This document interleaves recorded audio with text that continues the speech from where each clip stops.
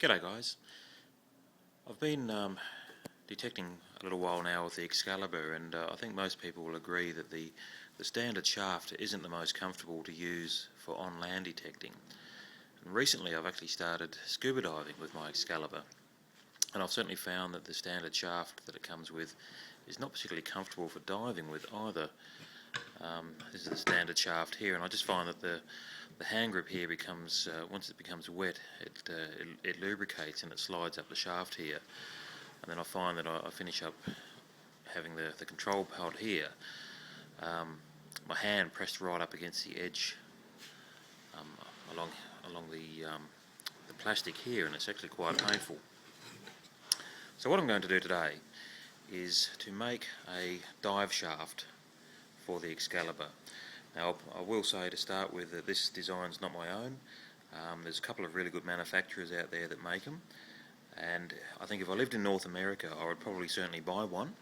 However, being based in Australia, the shipping from the US was going to cost me half as much as what the actual cost of the dive shaft was. So for that reason, and that I enjoy tinkering and playing in the shed, I'm going to have a go at making my own dive shaft.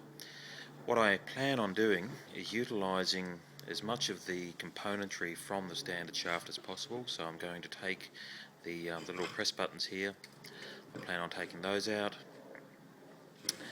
using those. I'm going to be using the locking ring off the end of the standard shaft here, and I may or may not use the arm cuff here, as I quite like the idea of having a nylon webbing strap across there to support my arm, and this might be a little bit flimsy by the time I route out a groove on either side and try to do that. So what I've done, I've got myself some aluminium tubing here.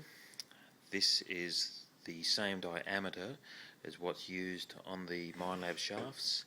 This is what's called drawn aluminium tube, and it's classed as 60/60 grade aluminium, which means that it has a high resistance to corrosion, is very good for welding, and is also very good for anodizing. And now anodizing is also very good for corrosion resistance. So maybe at a later stage I may or may not actually anodize this. I'll see how I go, because I'm not diving with it every week. I think if I just give it a good flush with fresh water after a dive, it should be fine. I've made other things out of aluminium and not anodized them, and I've had no issues with corrosion, provided they're given a good clean in fresh water on coming home. I guess the biggest issue for me, because I don't have the facility to weld, is to actually make a hand grip. So what I've done, I've actually bought one of these, and this is a genuine Minelab hand grip, and I think they're actually used for their GPX detectors. So this will fit perfectly onto the shaft. It wasn't that expensive. I just bought it from my local metal detecting shop. The only thing I will need to adjust with this will be to remove the standard nuts and bolts in here, which are just normal metal, and they will rust quite quickly, and I'm going to replace them with some marine grain stainless nuts and bolts, and they'll just fit straight into those holes without any modification required. So the first thing I'm going to do will be to cut my aluminium cut my aluminium tubing down. I've had a look at a couple of the designs that are out there, and the length seems to vary between I think 18 and 24 inches. They're sort of suggesting some of the commercially made dive shafts. So I've decided to split the difference, and I'm going to make mine. I'm going to cut the main shaft at 500mm, which is a little bit under 20 inches. So I will do that, and then I will also cut the length that will sit underneath, that the control pod and battery will be supported on beneath the shaft. So I'll get those pieces cut up, and then I'll get back to you. Okay, so I've cut my two lengths of aluminium now, and what I've done is I've got the top shaft here. This is where the handpiece will go onto, and I've cut this at 500mm, and then this one here is the one that the battery and the control pod will fit onto. and I've cut this one at 340 mil long. And now what I need to do is I need to work out the length of the spaces which will fit between here and here.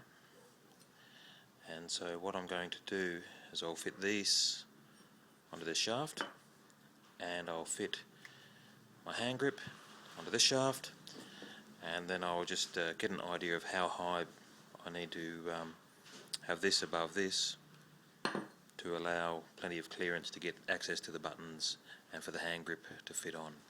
So I'll just put this on here, and then I will get back. Okay, so I've just fitted the control pod and the battery pod onto the shorter shaft here that I've cut.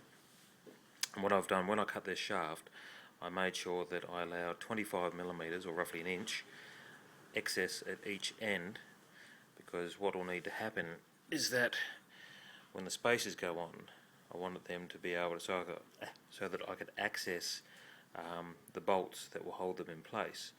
I wanted it to be a little bit past the end of the control pod, just for convenience sake, and just to make it look a little bit neater, and just to give these where the cables go in here a little bit of extra protection as well, so they're not right at the end flush and get bumped. Anyway, so I've done that. I've also fitted my handle to the top shaft here just loosely. And so what we need to do now is I'm just going to measure a good height to have this situated above the shaft here where the control pods are mounted on, because obviously I'll need to be able to reach in and access the spring-loaded buttons on these to take these on and off. So I shall measure that. Rightio, so I've measured those up, and I've come to a length of 40mm is a good spacing between that and the shaft here that will go on top. So what I've done is I've cut another couple of bits of tube. Now I've actually cut these at 50mm long, or 2 inches, because what I need to do is to just cut out a little piece at each end here, so that it will fit snugly on top of that, because obviously at the moment it's flat, and I just want to put a little concave groove in there so it fits nicely. A couple of things I forgot to mention. To cut this, I've just been using a hacksaw, and it's got an 18 tooth blade on it, so it's reasonably coarse. It's brand new, and so that's cutting through quite nicely. And the other thing that I've been doing is I actually have a metal working lathe in my shed, so I've just been popping these in the lathe, hence the teeth marks on there, and just machining these ends flush, and then just giving them a rub with some fine sandpaper while it's in there, so that they're all nice and smooth and flush. And you could probably do that with just a file and some sandpaper, just rubbing it flat like that, just so it's all nice and square and looks nice. So the next thing I need to do is to mark out some holes. So I need to mark out the position of where I want the metal buttons to go to hold this, mark out some holes for these to sit on here, and corresponding holes on here. So I will get that done, and then I will see you back in a minute once I've got those things marked out. Okay, and I just want to say, before I go drilling any holes, what I've done is I've just, where'd my pencil go? I've just marked out the centre of each one of these holes. I just made a little black mark, and then I actually took the shaft out. Just a bit difficult one-handed. Get that out. Get it out. There we go. There. And then once I got that out, I used a sharp centre punch here just to give that a bit of a tap with a hammer, just to make a nice indent for the drill to start, so it doesn't go sliding all over the place. So I will drill these holes out, and I'll put that back in there, and then I'll do the same at each end here. I've just marked off with a pencil there where these tubes are going to sit in relation like that, and the other one go there, and then I'll just simply mark. So that's just over 22mm, so I'll just come in about 12mm from each end and put a hole through each one of these at that distance. But what I will do is I'll drill these three first, and put the control pod and battery pod back on, so that the orientation is flat, and that way when I drill these I won't have these off at an angle anywhere. So I shall get these drilled, get the control pod and battery pod mounted back on here, and then I can mark out each end where I'm going to drill that and get those done. So I'll get that done and I'll be back with you shortly. Rightio, so what I've done is I marked off my first 3 holes here, drilled them, and what I've done is I've just put a little screw in each one of these holes, and that to hold the battery pod and the control pod onto this shaft so it didn't move while I was marking out the other side. So then I just turned it over, marked it out, drilled those 3 holes, and I've also marked out my holes at each end here, which obviously need enlarging, for which the bolt will go through to hold these in place. So what I need to do now is each one of these, I'm just going to get a round file and I'm just going to concave these out a little bit so that it will be a nice snug fit onto these tubes.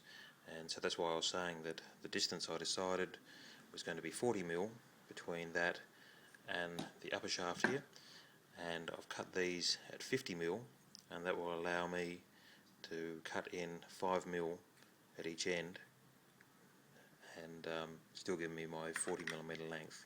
So I'll just go away and do that, and once I've done that we'll get those sorted, and then we'll look at disassembling the original shaft and getting those metal buttons out of that. So I shall be back shortly. So I just want to show here what I'm using to put a little bit of the concave groove into the end of these tubes.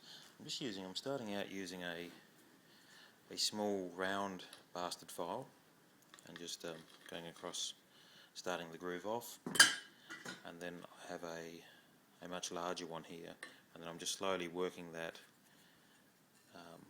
across there and then just up the sides, and then once I'm happy with that, then what I've done is I've just got a piece of the tube that I'm using, and I've just fitted a piece of sandpaper to it, and then I'll just smooth that out, and I'll just show you what that looks like when I'm done.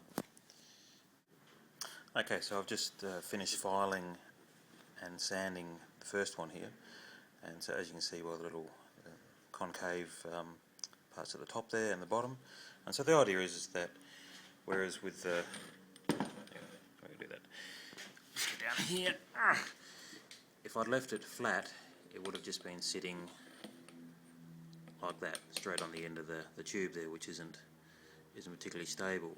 But by doing that, as you can see, that's quite a nice stable surface area that it's got to sit on, and by the time I run a bolt from the top shaft through that to the bottom, that'll lock in quite nicely and I shouldn't get any movement from that.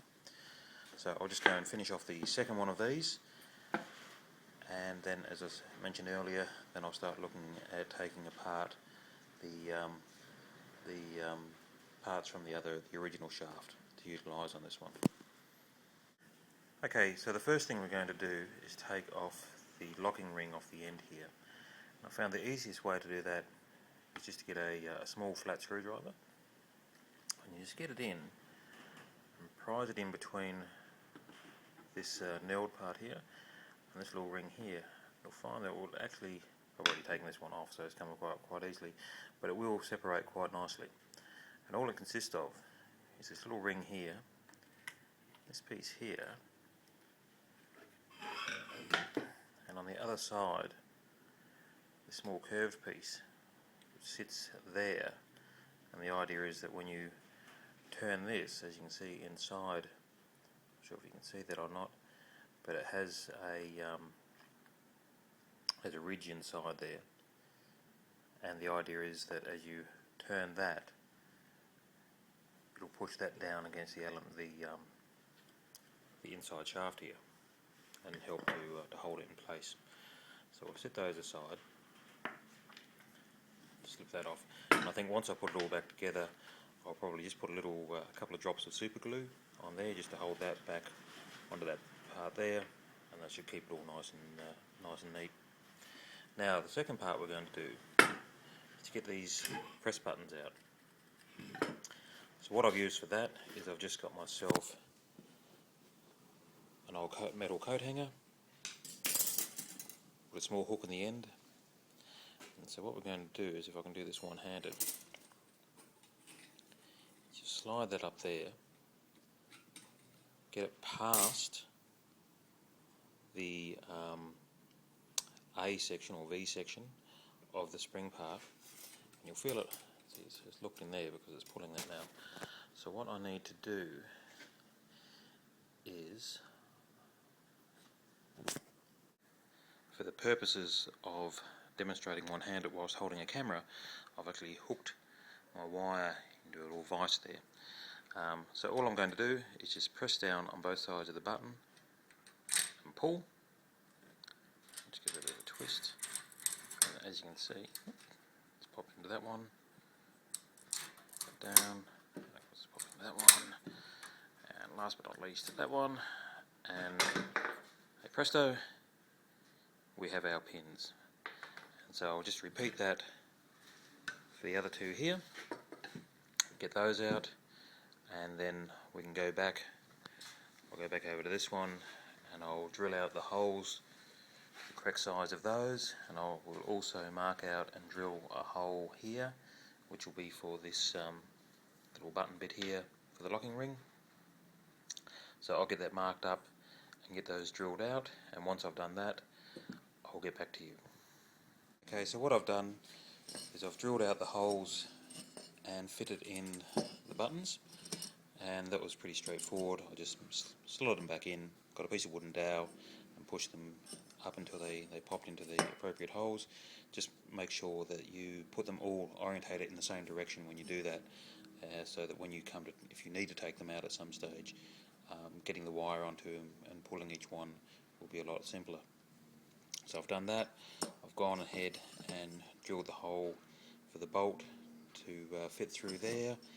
I've also taken this one here, the upper shaft, and I've marked and drilled the holes. So you've got the 3 holes here for the lower shaft adjustment, and the large hole here, which is 1/2 inch diameter, and that one there is for the little plastic button on the locking ring. So I've got those. What I've done then is, in the appropriate location, I've marked out at both ends, match the holes on those and there. I've taken some 50mm stainless steel bolts that I had from a previous project. Probably could use slightly longer ones, but I happen to have these handy, so I've decided to just use these for the moment. And I've drilled the right size hole on the bottom there for the bolt to fit through. On what will be the top side, I've drilled a hole big enough for the bolt head just to fit through, so that I can drop that in. I'll pop an Allen key in there, and then it can't come through. And so then what I'll do next is I will fit these spacers on there, slip a nut in at that end, and the same at that end, and tighten them up, and then that'll be that part of the shaft complete. So I'll just go ahead and do that, and I shall be back with you in a moment. I should also mention that before I tighten this one up, I will need to fit my handle onto this upper shaft. So I'll go ahead and do that first before I go tightening these up. Okay, so I've fitted the handle, and I've also tightened up the bolts in here. So as you can see, it's all quite rigid. As I said, I would probably longer bolts would be ideal. I have seen them with the bolt head on top there, going all the way through, and with a wing nut fitted on the bottom. That's always an option. Another thing that I did consider is, should for any reason there be get a bit of movement in it, instead of having that as a piece of pipe, you could always use a piece of solid rod. I've got some solid aluminium bar which I may at a later date drill down the centre, so that there's no risk of that moving. But at the moment it all feels quite snug. Only time will tell on that one. So handles, I've slipped the handle on to roughly where I want it. As I said earlier, I've got some of replacing the original fittings with some stainless steel nuts and bolts. They're the right size, so the nuts will just fit straight into the recesses where the previous ones were. Oops, put that one in there. And then I can just put the bolts through and they'll just fit straight through. And I'll tighten those up in the right position. So I'll get that done, and then we'll look at getting the locking ring in position, I think. Okay, so I've got the little black button here just sitting in the hole that I made for it. There's the back ring and the front locking ring there, and so that'll just go on like so. And then what I'll do, I'm going to put a couple of drops of super glue just on a couple of places around here, press them together, and that should hold it all nicely in position. So I'll get that done, and then we can look at getting the end shaft put in, and then I think we're pretty well done, except for the arm cuff, which I'm still a little bit undecided about. This, like I say, the Minelab one's pretty flimsy. You see where I've already had I've modified it by putting a stainless steel nut and bolt through it instead of the original plastic bolt and wing nut, which just had a bit of play in it. I actually have some aluminium plate, and I'm contemplating making an arm cuff out of the alloy plate, and then I'll just bolt that in position. So I'll see how I feel about that, but I'll get this. We'll get to this level first, and then once I've done that, I'll have a bit of a play with it and decide what I'm going to do. So we'll get this glued up first. Well, there you have it. I've pretty much finished. I've obviously got the little locking ring on here, got my bottom shaft fitted, coil on.